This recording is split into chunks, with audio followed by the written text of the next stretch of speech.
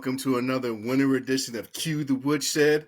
I'm Ken, the super cool Spartan, here with my brother and partner in crime, Brian, the super mad Spartan.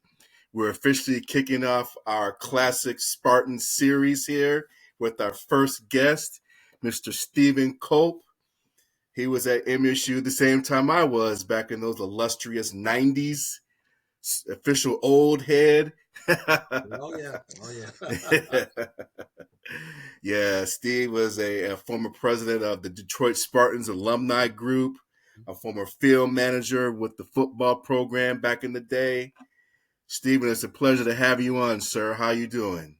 Oh, doing great. Very honored, and welcome. I'm glad to be a part of this. I love your stuff and definitely want to help promote what you guys are doing. Appreciate Good game for coming on with us. Yes. So let's get things rolling. So, Steve, like I indicated before, you were at MSU when I was back in the early to mid 90s. Those illustrious days of George Perlis. They used to call him GP. All the football players I knew that lived in my dorm, Holden Hall. So, as a field manager, how were those days for you? So I was a field manager for 3 years, 92 to 94. So GP's last 3 years at MSU. Definitely one of the greatest experiences of my life. I still tell people that I reap some benefits of that then now. Okay. There's still things that come up that I can credit to being a manager for 3 years. So I was the defensive line coach's manager for 2 years. For those who maybe don't understand or know field manager, essentially I was a coach's right-hand man. Whatever he needed in practice, before practice, after practice, set up drills, getting bags, whatever, I was his right-hand man. And then game day, which these young managers don't have to deal with, you held the headset and there were cords. So you had to hold the cords, right? Chords for the coach. Oh man. Wow. So, and as you can imagine, obviously all the coaches are moving up and down the field and the cords start getting tangled. So, halftime was big for us, was like trying to get them, because the more tangled to get the less they could go down the field. So that game day was holding that. Then my final year as a manager, I was promoted to the defensive field manager. So that put me in charge of the entire defensive side of practice. And I was legendary coach Hank Bulla's manager, and I got to work with him, and he coached the linebackers that final year. And like I said, there's a ton of stories, but being able to be on the sideline of a Big Ten football game is right. Unreal. It's unreal experience. Right. Only imagine. Yeah. I remember those teams too back in the day, because I remember that was when MSU used to have the block S on the helmets, only on the one side. Yep. If I remember, I believe that George Perlis used to coach with the Steelers, and I think he got that from the Steelers. Right. Yeah. So what I understood, when he came over from the Steelers to Michigan State, he adopted that Spartan S on the one side of the helmet. Yep. Correct. Yep. Yeah. And he brought his that stunt 4-3 defense, which he's the one that made it famous and led to those Steelers, or helped lead to those Steelers Super Bowls. So right. I wish I was. Being a young, we were young guys. I wish I could have appreciated where I was at more. Right. Right. Like, to look back and think, man, this guy is a legend in pro and college football. Oh yeah. I remember those teams back in the 90s. They were pretty tough. Right. They went toe to toe with Michigan, and I think while I was there, he beat Michigan, I think maybe at least twice. Yeah. So in the 3 years that I was there, we beat them at home 17-7. That was Tyrone Wheatley was at Michigan. Okay, I remember that. That. Now, prior to that, they had beat them in 90. Remember, they were Michigan was number one. In Ann Arbor, and beat them when Eddie Brown famously defended Desmond Howard and right. Yes. What's great is, before I had joined the team as a manager, Eddie Brown was actually the first Spartan football player I met. Okay. I think, I was working, remember the physical plant, right? And Yes. Yep. This plant. my friend was line and met him. And this was prior to the game. And, it was, at the time when you're a freshman and, he's a college football player. Oh man, great to meet you. Good luck, all that stuff. And then he happened to defend the pass. I was like, oh, that's the one guy I met. So, that was prior to me joining the team. But yeah, the crazy thing, as I was thinking through this, the 17-7 where we defeated Michigan was the last season before they had lowered the field at Spartan Stadium. So that was the last game where the crowd rushed the field. And I can remember after that, I mean, as everybody rushed the field, I mean, I jumped on top of one of the offensive linemen's back, Pops. Tony, call him Pops. And I like surfed him as we were going through the crowd. It was, I mean, you just talk about an unreal experience that you never, that never crossed my mind really is until the game ended, that the entire student section was going to empty onto the field. So, right. It's so like you funny. said, you never think about think about all that stuff when you were there.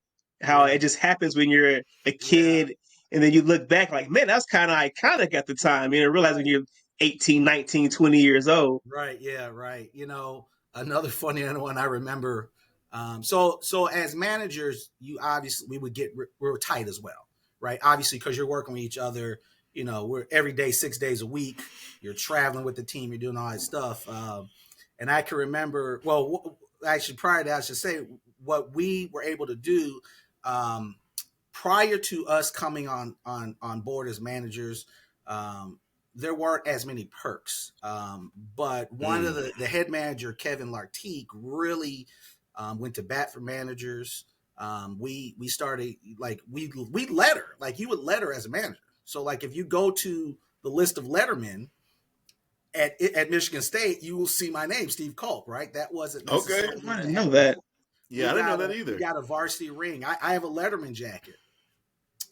So he went to bat for us, but one of the things we used to do was, if you can remember, they would come out of the tunnel and they would all dogpile on each other. Yes, right? I remember that. Yes. Our job is to be there with those headphones for the coaches. And when the coach gets there, you better have that headphone, right? We would be trying to time it out. So we would run, and we also dogpiled with them, and we were jumping on the crowd. And then, but we were like, "Oh, get back," because the coaches are coming. So we'd run back and grab the headsets. But I remember, if you remember, Northwestern came to Spartan Stadium, and we know that they're these upstanding whatever, but Northwestern was taking some cheap shots, and it ended up being like a sideline brawl. I don't know if you can remember, that year. And I remember me and a couple of managers ran over there. I think I do remember that. Over there, right? And then we kind of got there and looked around. I was like, we better get out of here. These guys are way too big for us. But for a hot second, we were over there trying to defend some of our guys. I'm like, we had some big boys that didn't back down from anybody. So we kind of looked like they got it. We'll pick up the slack if they need to. So that was another thing that Good choice. Yeah. I was Richard Glover, played DN. I remember Rob Fredrickson, Matt Christensen. I mean, talk about Ty Halleck. If you remember. Yeah, I remember that name, Tom Halleck. Yeah. It was just, to be around those guys that were the toughest people you had ever met. I mean, just nice guys, and I would say treated me, you could obviously imagine, you think, oh, manager, you're a gopher, you're this, that. I don't, there was a player that didn't treat you like a little brother, or, as the younger guys come in, hey, this is my boy. They have your back if you needed it. We tried to have their back as much as possible. I'm going to tell you, I trash talked more than probably half the players. I would just scream things at guys at the other team. And I'm like, if these guys could figure out who it was, they'd probably knock me in the stands. But I was. So Ike Reese, Ike. Yeah, I remember Ike Reese. I remember Ike Reese. Yep. He did. Juan Hammonds. I remember Juan Hammonds too. Right. Yep. Remember Reggie Garnett? Reggie Garnett. He was. remember his freshman year. I was like, wow, I realized he's a freshman. I was like, man, how good is this guy? And I was like, in high school, he must have been the most unstoppable player ever. He came in as a true freshman and started at middle linebacker in the Big Ten. How good do you have to be for that? Wow. You know, Now that I didn't know. I didn't know That's that. unheard Wow. of. Remember Flozell Right. Adams? Oh yeah. Flozell. I Yep. remember the first camp. The first camp where they got pads on, I looked at Flo. I was like, this guy is going to kill people. Like no one stands a chance. I was like, wow, you know. Yeah. So Flozell, the Hotel Adams. Yeah, I remember him. great Yep. guy. Another great. Yeah, he is. You know, he has your back in anything, and you know, I mean, I obviously. Oh, do you remember Boo Bell, Myron Boo Bell? Yep, I remember. Yep. Another one. He went to the Steelers. Like another guy that was, I could legit say, maybe the toughest person. Just, I mean, but cool, right? Cool, you know, off the field talk. Hey, treat everybody. Again, you know, you're the manager, so you are knowing your place to a certain extent, obviously, but treating you like, hey, treat me like he's treating, you know, the guy that plays cornerback and the guy that's playing tight end, and I'm the manager, right? You know, so but was another. I mean, and played a long time with the Steelers. I remember watching that Super Bowl. I was so desperate for them to win that game too. So, yeah. And Ike Reese, didn't he go to? He played with the Eagles. Eagles. He was the Eagles. I want to say he ended his career. He got a couple years with the Falcons, but okay. I think he did. In the Super Bowl. Yeah, I think I saw like a picture against the Patriots. Like he's at Mike and he's staring down Tom Brady. But yeah, he went to Eagles and he made the Super Bowl too. So yeah. So I mean, Derek Mason was there when I was there. Yeah, I remember Derek Mason. He was with the Ravens, I think. Nigel Carter, right? Yeah, he was Titans and Ravens, and just unbelievable. You know, it's another funny story. When remember Tony Banks? Yes. Yeah, he was quarterback. Yep. Yeah, so also a Raven. Also a Raven. Raven and Rams, I think. I want to say the Rams drafted him, but I remember so he committed when we were at the Liberty Bowl, and I had never in that 3 years saw coaches more excited. Like, and again, we're managers, so we're not getting a ton of information directly. We're around, we're helping out. And I just remember the coaches were kind of getting around, you know, like gathering for something. I think we were coming back from an event or leaving for an event, and they were like, "Hey, we got it," you know. And you're kind of sitting around. So what are they talking? Oh, yep, he said, "Oh," and they are just jacked, and they start saying, "Oh yeah, Tony Bank. Oh yeah, he's coming, Tony Bank." I mean, you remember he was the truth. Like he was. Yeah, I remember him. Yes. Wow, this dude is. Real and like we said earlier, going back, think about how many of the guys went to the pros. You know? Oh yeah. Pros put a lot of players in the league, right? for real. He put a lot of players in the league. Scotty Green, remember Scotty Green? I remember Scotty Green. Yep. Yeah, he went there. You know, so it was like I said, it was a great 3 years. I mean, you can see, and it was funny. It's just coincidence in the sense that I put this on today, but the SD4L. The Spartan Dogs for Life, you know, and I would not have necessarily. I mean, when I was a manager, I would not have walked by anybody and said, "Oh, I'm a Spartan Dog." I would have, you know, I'd say, "Hey, I was a field manager," and even that, to be honest, got a great reaction. But as social media evolved, and they started, you know, making some ways to be in communication with each other. I got invited to, it was the Spartan Dogs, and I was like, they must, I'm not sure, you know, I'm a manager, right? I was like, hey, I'm a manager, you know? But then I quickly saw, and they were like, former football players, former managers, former coaches, obviously, in addition to the current one. So I was like, oh, okay, so I'm good to be here. And they're like, yeah, you know, and I knew the guys, and you obviously see each other, but like, yeah, so like I get invited to those functions. You know, they have the summer gatherings and reunions and things like that. And I've been able to attend them, obviously in state, so it makes it a little easier. and connect with guys that are in the program that weren't there when I was a manager, that played years later, and have some friendships. Like I got an opportunity to hang out with Greg Jones, Yeah. right? He's gonna be on the he's gonna be a part of Yeah, the classic right, Spartan series. right, yeah, Yep. Interview with them. Yep. he wasn't there. He was obviously years later, much younger. But I just remember as a Spartan thinking, man, Greg Jones, he was the greatest linebacker we ever had. I was like, I remember thinking, how are we Yeah, going to he replace was him? mad tough. Right? Yeah. Especially against Michigan. Oh yeah. When they did the Why Did We Stand documentary, Right. and they interviewed him and he had that personal story, I was like, ooh, yeah. Yeah.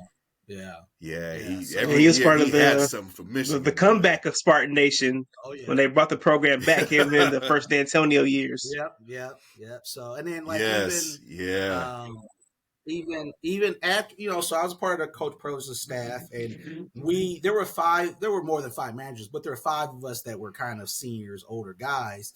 So it kind of was like as Coach Perlis was going out, we were going to go out with him, right? We had heard of Nick Saban, and that Nick Saban was coming aboard, and that Nick Saban was a tough individual. So I kind of was like, well, I've done 3 years. For the other guys, I think we'll just accept, right? Obviously, because for all the benefits, you're on the other side. You're not in the stands cheering with everybody. You're not at parties watching the game, and really, while that didn't compare at the time as a kid, you're like, okay, well, I'll get to do that. I'll get some of that being a fan again. But even after those staffs, I've still been welcome. I've still been told, hey, anytime you want to come to practice, just, hey, let us know, come by, Hey, coach, I coach high school football and high school track at Troy Athens High School. I'm in Troy, Michigan. And multiple coaches in the past and even present, can you talk to me about how your wide receiver splits and getting off the line? They've sent me film. They've said, hey, oh wow, if you can get into EL, come sit in our meetings, come visit practice. Hawk has been more, open with both regimes. Just like, hey, if you need anything, and Coach Barnett, every coach, they're just like, come on, So that's been afforded to me. Funny story, my aunt went to Michigan State and plays a lot into why I went to Michigan State, because I'm actually born and raised in Los Angeles, California. I read that about you. Yeah, so the 1988 Rose Bowl, I in LA, you're a USC fan, so they're going to play Michigan State, and so I'm watching the game, and the fight song just I just start hearing it and remembering it, and Lorenzo White. Lorenzo White's the best player on the field. Lorenzo White, and I was in high school. So I'm like, that's Lorenzo White guy, man. He's tough, right? And so then my aunt went to Michigan State, so she's go green, go white, and so then as I'm looking to go to college, I end up choosing Michigan State. She comes to visit years later, so this is during Coach D'Antonio's time. And so we're trying to take her on a tour of the campus, and I said, let's go by the football building, let's see if we can get in. I know I have some opportunity. Literally, I'm just walking around the building. I actually have a tour guide with us who had been taking us around, and even the tour guide's like, oh, I don't think we can go in the football building. I was like, we'll be all right. We'll be all right. And it's summer, so, and it's the dead, like the guys are off, they're at home or just on their own, and we walk around the building, and behind us I say, oh, hey, how you guys doing? Can I help you? I turn around and it's Coach D'Antonio, and he's wow, and I'm like, oh, hey, Coach, how you doing? And I just kind of explain, hey, I'm my aunt went here, was taking around, and he ends up walking us through the rest of the building for like 10-12 minutes on his own, right? Just, hey, wow, that's dope, right? Yeah, and my aunt, of course, is trying to tell him about, oh, my nephew plays football here, and he should come to this. I was like, oh, Sherry, we don't do that. You just don't know. He doesn't have time for that. But so Coach D'Antonio welcomes us in, and ever since we've been obviously social media, shows that there have been more gatherings of the Spartan Dogs and of the different programs. But ever since then, you've been welcomed with open arms. And again, manager, I didn't play. I didn't score any touchdowns. I didn't get any interceptions, but have been welcomed, just as maybe if I had been. So, I think that's what's unique about Spartan athletics. Specifically with the football and basketball programs, that all the coaches, they're so welcoming of their former players. Doesn't matter what era they played in. Right. You're a Spartan dog for life. So that's something I've always liked. Right. I don't remember if it was Ike or I've heard a couple of guys that played for us that went to the league, and they had said that obviously they become buddies and friends and teammates with guys that went to other schools, and that they've been told, it's like, yeah, their friends, their schools aren't like that. Like, they're not. It's like, yeah, we don't get together and gather a lot, or we don't. We're not more than welcome, and we, that. And I think that is obviously not just with the football team. I think Michigan State in general, we're like this family, and especially big brotherhood, right? Yeah, you see somebody. When I lived out of state, I moved away. I see somebody in Green White, I almost go run and hug them. I'm like, oh my God, oh yeah, yeah, oh yeah. They're not like that, I mean, there's another school that we don't mention. I don't really see them seeming very like that team down the road, later, right? Other than if they're just trying to be some personality on a college football show to just whatever, That's well, they crying after games. Yeah. This was you can do a whole field was crowned. The clock ran out. It rained that day. Man. Yeah. Yes, so many excuses for how we win. Right. So, but anyway, we digress. Right. So, Steve, you mentioned nowadays, at your mature old head age, you're a football coach yourself. How is that? It's it's awesome. I've been coaching at Troy Athens since 2009. Oh wow, okay. At Athens, yeah, I did. So I did some freshman football for a number of years, probably 8 or 9 years, and then the last 4 or 5 years, I've moved up to do varsity. This will be my third season as the offensive coordinator for the varsity team. I've done, we did. That's what's up. Yeah. So, okay. And then picked up track. My last, this will be my 4th year doing track.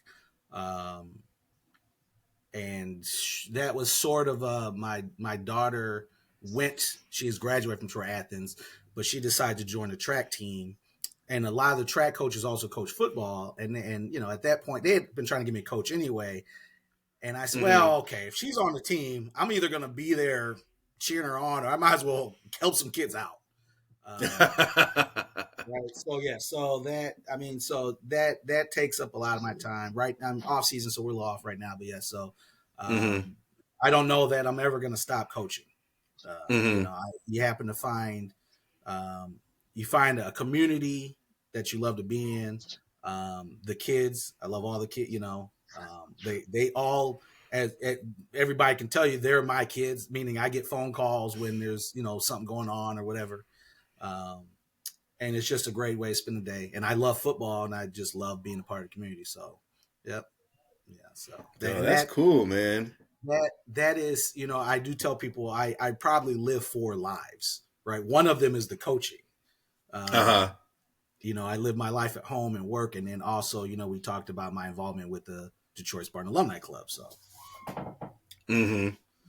so yeah, that I've been, so Detroit Spartans started, it was right around when the Final Four was here in Detroit. And yeah, I think I remember that. 07, 08? 08, I think. Right, yeah. Like 08, and kind of it started as a young alumni chapter. and has just grown since, right? And I know, I mean, you've been, there's a lot of alumni clubs in the area, because we're such a big area for the Metro Detroit area. So I was, like I said, I was president of the Detroit Spartans for 7 or 8 years. Currently, I serve as the recruiting chair. So anybody, watching Q the Woodshed, if you're interested in getting involved, definitely connect with me. But it's even funny because I will be places and they're like, "Oh, you're Steve Culp," and I'm like, "I don't. Who are you? I don't know." And I'm like, "Oh, I saw you. You're the Detroit Spartans." Like, "Oh yeah, great." I know you're the face of the club, right? Because it's not that. Sometimes it's I coach their son, right, or their daughter. Or okay. Or, I'm an elementary teacher, so sometimes it's from that. So there's a lot of different ways people come in, but. So Detroit Spartans, so alumni club, like we talked about that bond, being a Spartan.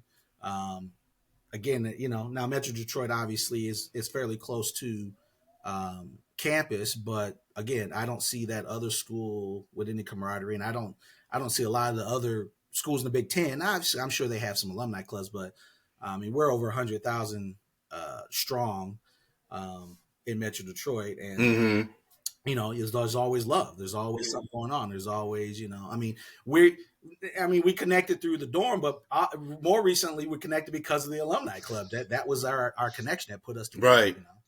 So right. Definitely. So we do lots of different. We do some community service. We do some. We have some sport team. We do a kickball league, a bowling league. We'll do social events.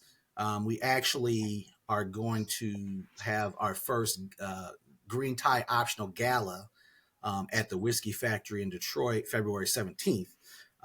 It's our first one. We, in the last few years, have been able to do an endowed scholarship for a student in Wayne County that plans to attend Michigan State University. Okay. So that's awesome. Right? Yeah. Yeah, that is. So it took us 3 years to raise. You have to raise, when you endow, you have to raise $50,000. So it took us 3 years to get that. Once you get that, you can then start offering. Now it's not a full ride yet. We aspire to eventually raise enough money to be able to give a student a full ride. So with these different functions we do, the gala being the first, we use it to raise money for this scholarship. The more we put in, the more it goes to a student. We've actually only had one recipient who just graduated this last winter. Sebastian Brown was a star quarterback for Cass Tech. Okay. And then was a walk-on for Michigan State. So he played for Michigan State. Yeah, right. So wow. Our first and only scholarship winner was a football player on the team who was a Spartan dog. Yes. Right? So that was really cool awesome, once we were able to do that. Right. Yeah. Great young man. Right. We can be more proud. So the gala goes in part with that. MSU has a deep connection in Metro Detroit. So this is how the gala's how we celebrate it, how we're gonna, honor it, raise money for it. I know we have, I think the alumni band's coming, the pom pom team. I do know the number one person will be there. We just found out Sparty will be in attendance. Sparty, yes. I'm sure that'd be a big hit. Right. Yeah. So, yeah. Yeah. So, it should be good. I know I did talk with it. Should I tell you guys? We did. I was able, because obviously tickets are flying. Whatever. We're making some room for some people. So I got them to grab a block. Anybody that happens to catch this show, if you're interested, we got a little discount that you'll be able to go in and take advantage of for tickets. Not a lot of tickets available, but we wanted to do something. Kind of honor your guests or your viewers of the show. So. Oh, cool. Yeah. We appreciate that. Right. Yeah. Yeah. We will definitely. The social. Yeah, media, we'll definitely promote it for sure. Spartans, yeah. For the Detroit Spartans. Yeah. Yeah. So yeah. So hopefully. We'll definitely promote that on our. Yeah. We're promoting all of our social media outlets and stuff big time. So yes. Okay. We'll broadcast it out there to the masses. Right. Yeah. So February 17th. Yeah. Down in the D. Down in the D. Yes, sir. Yes, sir. Right. So, Steve, what do you think about the current regime that's recently took over? Coach Jonathan Smith and We his just had a staff. What's your thoughts on him? signing day today. Right. Now to go back to when I was a manager, my very first time, and people tell you I am an overly optimistic person. So on some level, take it with a grain of salt. I'll tell you, my first year as a manager, I would have told you we're going to the Rose Bowl. I was like, man, we got these guys, and remember Bobby Wilson? Bobby Wilson, they come and hung out with us in Bailey actually, and I was like, oh, we're gonna go, we're going to Rose Bowl for sure. So overly optimistic, but we did have the opportunity to speak with Coach Smith in a Zoom call, for Okay. him to kind of meet with former players and managers and coaches of the program and give us his vision. Again, you guys are more than welcome. We want you guys around. We want to continue all of the traditions that the Spartan Dogs have had in the past. So very impressed with his approach, with his demeanor. I think for what we needed, his demeanor is perfect. I've been impressed with the coaching staff that he's brought in for sure. The concern was recruiting, right? I mean, you would think, oh wow, this could be tough. I think personally, he's knocked it out of the park this first year with the recruiting. Yeah, it's for just to be a new guy, like the first 3 or 4 months. He's gotten some people to come back. Yep. Yes. He's gotten some people that they found some diamonds in the rough. Like I said, just had signing day today. Mm-hmm. They got a receiver who was kind of under the radar, who kind of blew up near the end, Right. and able to get him. So it looks like they're good at identifying talent, at least. Right. Yes. So like I said, yeah. Yeah. No, I saw the kid from Texas, right? Yes. When they offered him, he didn't have much going on. He blew up. They're like he's the third highest rated recruit now. He just blew up. I saw another lineman maybe from the state of Washington that all of a sudden blew up, went to 4 stars. So yeah, I've been very impressed. We haven't been able to peek behind the curtain too much yet. Like I said, we just had the one call. I haven't been able to get up to campus to visit. Spring ball will be possibly a time. Obviously, again with me coaching, spring ball is probably like a Tuesday, Thursday, Saturday.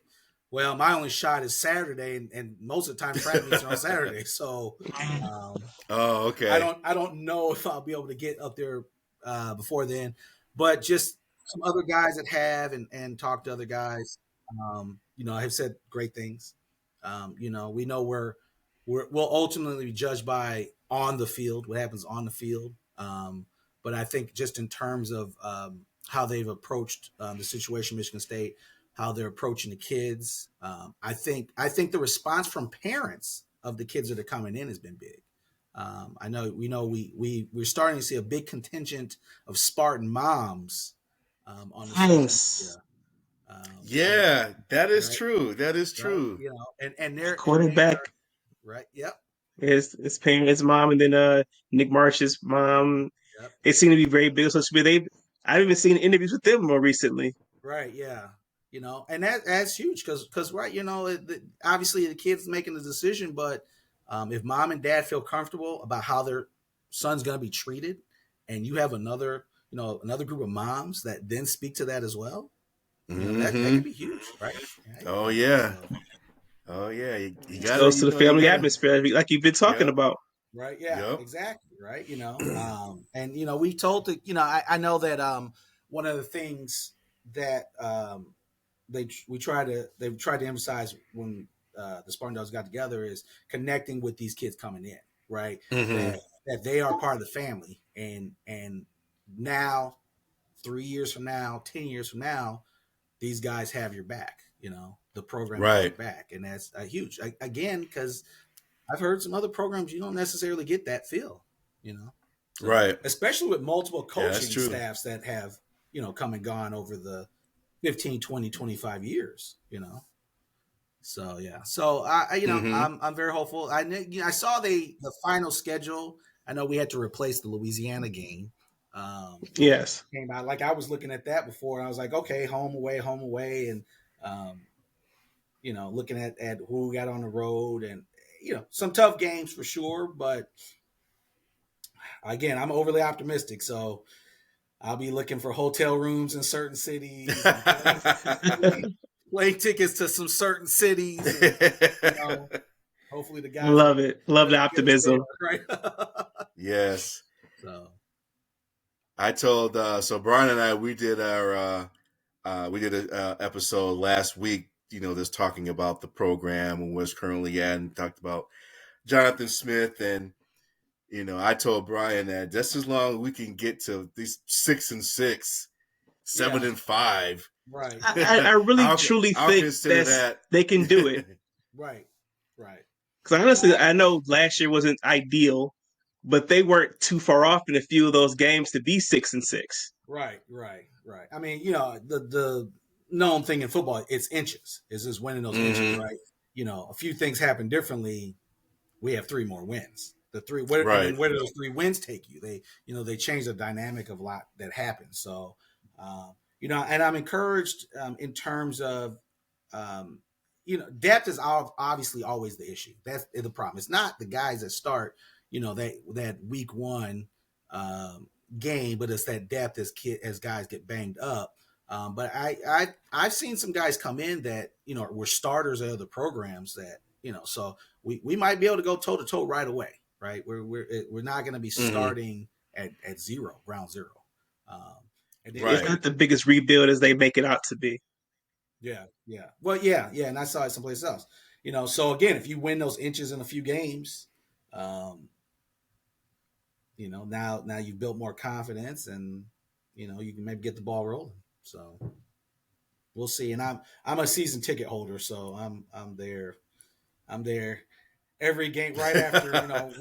We have Saturday morning meetings, and we get the kids in the pool, and then we'll get in a car and head up to East Lansing. So that's why those 3:30 games, they're big for me. The noon games, those noon games are tough. I might get there by kickoff for the noon game. The 3:30 games are nice. It gives me a little breathing room, and then can get in the stadium and watch the team. So. Yeah, we didn't get to more games this year. Last year, I think we only went to the Ford Field game, which was, I know the game wasn't that good, but the experience was fantastic. Right, yeah. Yes, it was. It was. Yeah. They were talking about, you look at what the team's record was and what that stadium was, and I know there was there's going to be tons of Penn State, and Penn State travels well. I think it being on Friday hurt Penn State, though. That's a day sooner after Thanksgiving that you got to turn around and get to, get to Detroit. But I mean, MSU showed up big time. So imagine if we can come and do that in the future, and you've got 8 wins under your belt, 9 wins under your belt, right? Oh yeah, that place would be rocking. Right, yeah. So I'm hoping they can come back down to Fort Worth in the future. I'd heard it was just a one-time thing, but I'm hopefully it's something they could do in the future. So I definitely enjoy it because I know we all love our Spartans, but it's cold in November. I know. So to be indoors, that was a nice change up. Yeah, no, I know. Yes, that's why everyone's like, "Oh, they should probably do this every other year." So.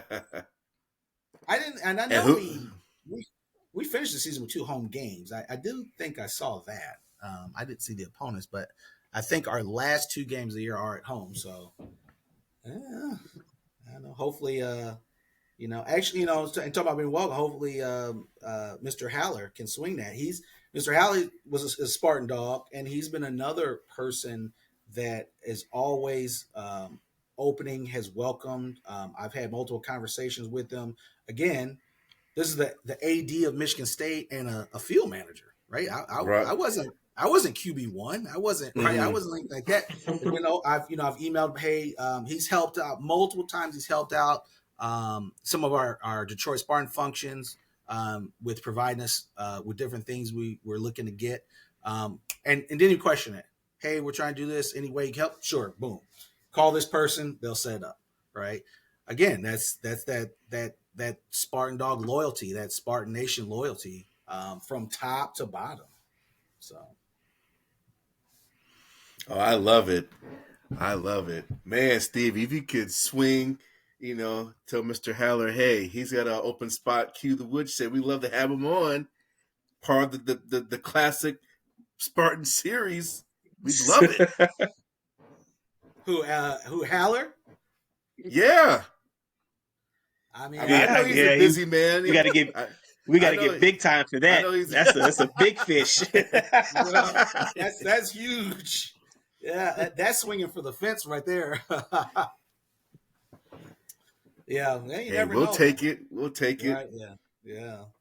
You never know, but yeah, yes, sir. We'll definitely plug it, and then you can say, hey, Steve, let me think about it. Sounds good to me. Yeah, so, right. So anything else for the cause, Brian? Any further questions or comments for our illustrious guests here? Kicking off our classic Spartan series. I put up the schedule. Yes, we have the last 2 home games. It's Purdue and Rutgers, so that should be nice. Yeah.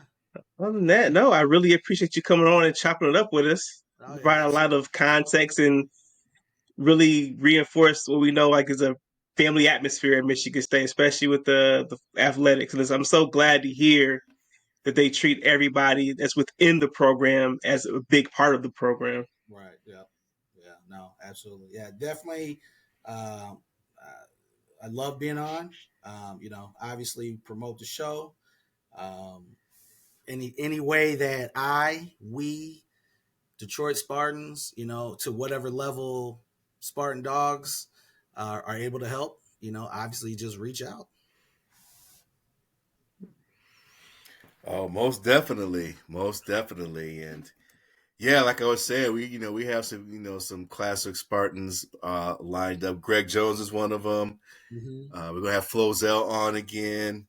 So yeah, we're definitely making it happen. But it's definitely a pleasure to have you on to kick this off, for as part of our winter edition of Cue the Woodshed. So it's very much appreciated.